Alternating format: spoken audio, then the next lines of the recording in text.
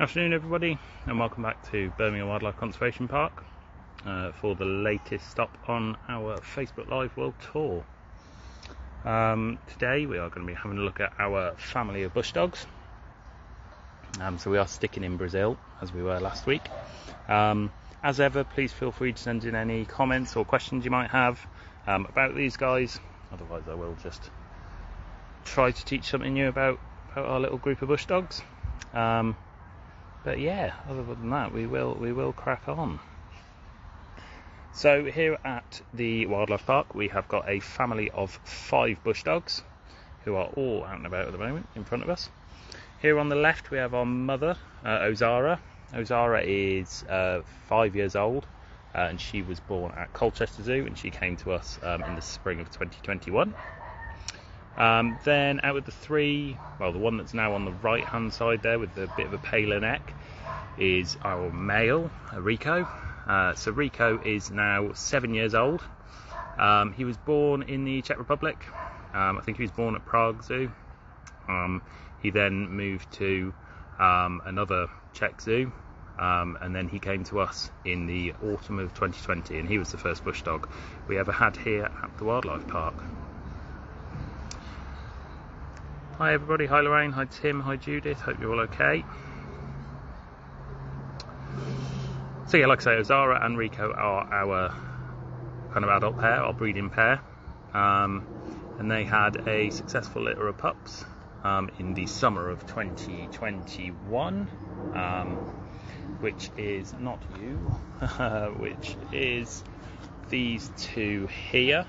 So we've got Ozara mum right at the front in the sun, and then the one just behind her is Ruff, our young male, and then the one that's just disappeared off in the background is our young female. There she is on the left hand side, there is Tumble. So they're twins. They are obviously both 2 years old now, been born in the summer of 21. And then Rico and Ozara then had another successful litter in the January of 2022, which ended up with another young male, Lucky, who has just disappeared. There he is. So he's the one looking at us now, having a little look, seeing what's going on. And that's it. That's as far as they've gone breeding wise. We haven't had any more litters of pups since then. Hopefully we will again in the future, but they may have settled on 5 being a big enough group number. So we will wait and see. But yeah, they're a nice little group. They get on nicely, which is always handy, especially with group animals like this. And yeah, they are a nice little unit, which is good. So bush dogs are in the dog family, as the name suggests. They are a species of dog. They haven't really got any particularly close relatives. It is thought the closest relative for these guys is the maned wolf, which is a South American species, as these guys are. But maned wolf looks completely different. They've got really long legs. Yeah, they kind of look like a red fox on stilts, but they are a little bit bigger than a fox would be. But yeah, look completely different to the bush dog, which is, you know, a lot more squat, short legs, little barrels on legs, pretty much, these guys. But yeah, it's thought that the maned wolf is the closest relative for these guys. Yeah, they are a lot more active than when they first arrived. Tim, I think obviously having the youngsters helps. That kind of brings everyone out a little bit more. Maybe all gone. Let's have a look, see if we can spot them. They've come down this end. Yeah, there they are. Yeah, so that does definitely help. But yeah, they are a lot more active. You do see a lot more of these guys now than you did when they first arrived. So bush dogs are a South American species, as I was saying. They do actually have quite a large range throughout the majority of the northern half of South America. You know, they're found in Brazil, the Guyanas, Suriname, Venezuela, all of that kind of area in the north. But although they've got quite a large range, the population's quite fragmented.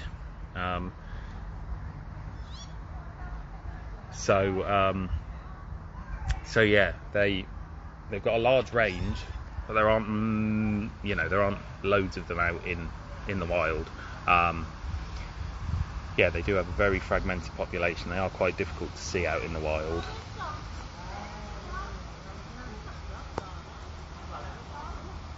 So yeah, they're in the same family as wolves, Tim. Wolves, dogs, foxes, all in the same family, the canids. So yeah, they are part of that family.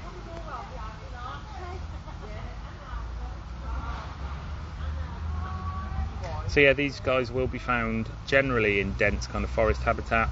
There's a lot of cover and things like that. They're also kind of well adapted for living in the flooded forests that you find in South America.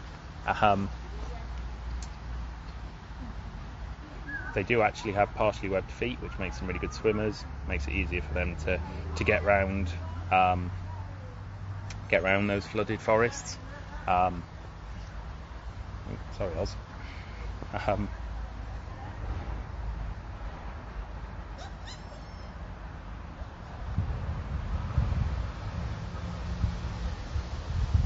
So yeah, Christopher and Tim, I'll answer your question at the same time. Diet-wise, in the wild, mainly they'd eat small rodents, things like agouti or packers or things like that. When they work together as a pack, as they would find here, as this little pack would, out in the wild, they're able to take down larger prey, things like capybara, rhea. There's also been stories of small packs taking down tapir. So yeah, the diet is mainly small mammals, but when they work together they can kind of hunt for slightly larger prey. Here at the wildlife park we feed them a range of different meats, so they will get quail, rats, rabbits. Every now and then they do get a little bit of horse meat and things like that. So yeah, they've got a nice little varied diet, which is good. So here they're just actually exhibiting a natural behaviour of bush dogs, where they will kind of stick to well-known paths, and they will follow each other in single file around these paths.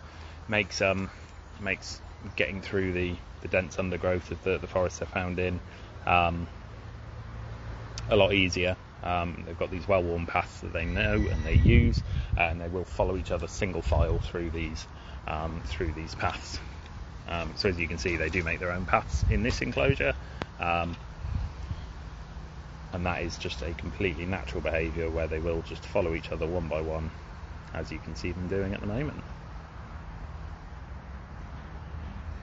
Yeah, generally pack hunters, Tim, when they are found in their little family groups. Obviously, if you've got someone who's been kicked out of the group or who's trying to make their own mark,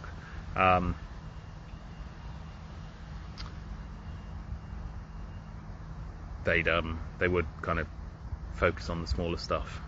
But yeah, they will generally hunt in groups. So the environmental enrichment we provide these guys is going to sound a bit silly, being dogs, but we just give them loads of sticks. As you can see, they've got lots of sticks and logs up here. They've got loads of piles of sticks, and they just love playing with sticks. They really love their sticks.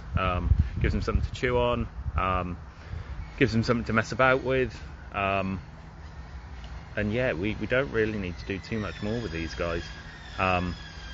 We will, the logs and stuff that they're on at the front there at the moment, we try and rearrange them whenever we can, and they will immediately just come and destroy it and pull it all down and all that kind of stuff. But it just gives them something to do.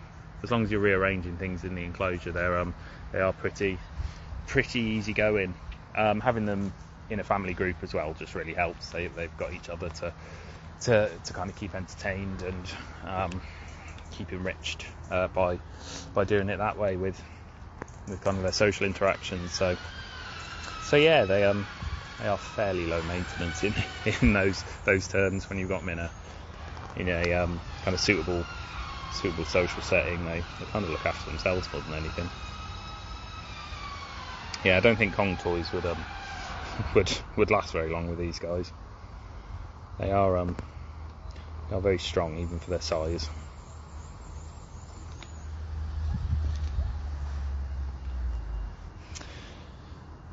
So yeah, bush dogs are classed as near threatened on the IUCN Red List. So, like I was saying, they've got a very fragmented population, even though the range is quite large. And this is, a major issue. You're gone and hidden behind this bamboo bush. I know, there you are. Yeah, that's a major issue. As the population is quite fragmented, you do end up having issues with inbreeding and things like that between small populations. And then with kind of habitat loss out in the wild, these populations are only getting more and more fragmented, so it's more and more difficult for different groups of bush dogs to come together and breed and keep their kind of genetic diversity up. So yeah, it's an issue. Like I say, they're only classed as near threatened at the moment. This is because of I think a 25% loss in population in the last 12 years. But I'm sure this is only going to continue.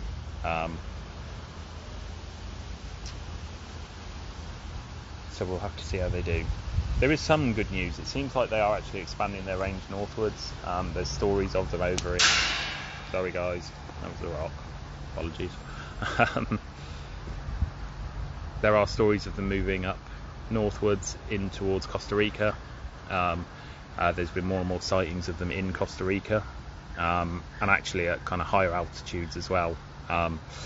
So yeah, if they're able to kind of spread their range northwards, they might actually be kind of saving themselves at the moment. But yeah, we'll see what kind of goes on with that in the future, and if they continue with that kind of pattern. So Tim, generally they give birth between 3 and 6 youngsters in a litter. Yeah, they generally have between 3 and 6. So in our the litters that we've had here, we have actually had 3 in both litters. Unfortunately, we had 1 that didn't survive in the first litter, and then 2 that passed away from the second litter. So yeah, generally 3 to 6. We've only ever had 3 at a time. Yeah, they're fairly hardy, Christopher, although we do offer heating in the house. So I am in our little corral safety area, but here is their house, and they've got a nice little, well, they've got a heated area in there with a den and a cubbing den and things like that in there. So they do have heating, but they are a fairly hardy species. Like I say, they seem to be able to cope up in kind of mountainous regions and things like that. So yeah, they aren't too bad with the cold.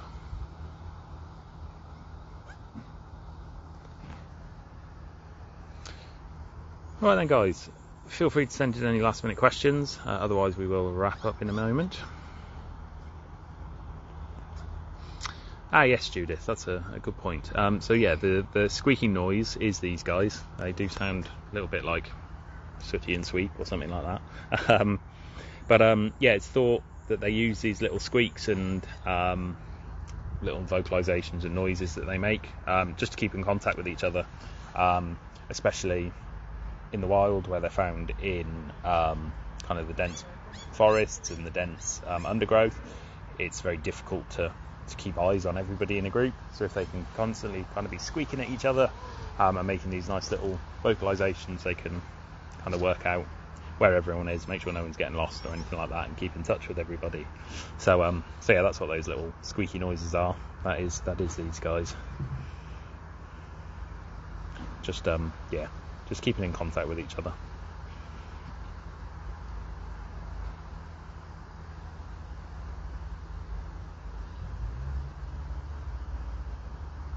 No, they are a very nice settled family group. Yeah, hopefully we might get some more little ones from Ozara and Rico. Yeah, Ozara's been on a bit of a diet recently. They all have, to be fair, but she was very much in need of losing some weight. As I've said before in videos, she's always been a bit of a big girl, but yeah, she got to the point where she needed to lose a bit. So she's doing well. So hopefully that might end up leading to some more pups, but we will see what happens.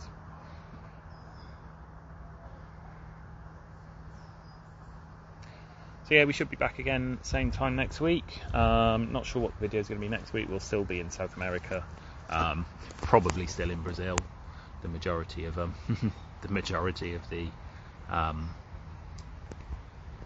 the South American species here are found somewhere in Brazil, but we will try and vary it up a little bit. But yeah, I can't remember what exactly we're going to do. We're going to have to have a bit of time in the nocturnal house with the armadillos and sloths and things like that. But yeah, we'll advertise on Tuesday as ever and see what we've got on the list for next week. Yeah, speaking about breeding behaviour, you can see Rico is actually having a little look at Ozara at the moment, having a bit of a sniff. So yes, we will see what happens. This is Ozara here. I thought she was going to come say hello to me, but she didn't. I know, Mark, it is a little bit rude of me, but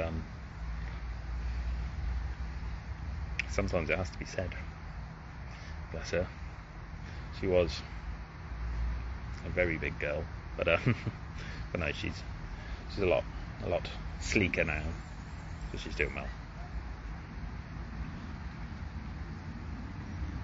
Yeah, we do have the armadillos at some point, Christopher. So yeah, hopefully they will be around soon. Yeah, hopefully they'll be on the list soon. Right then, guys, we will call it a day there. Thank you for tuning in as ever. And yeah, we'll be back again at the same time next week. Cheers, guys.